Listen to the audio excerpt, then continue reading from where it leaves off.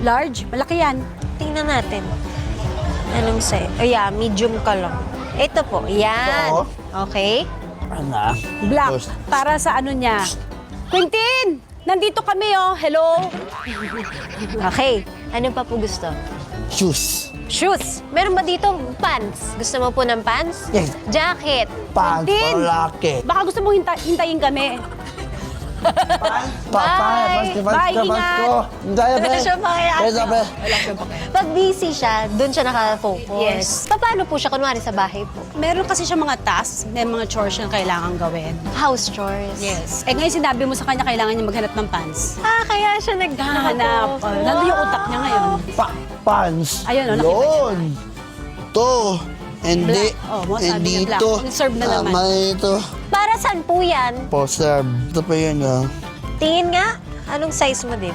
Hala, iiwan tayo. Ito, ah. Quintin, saan na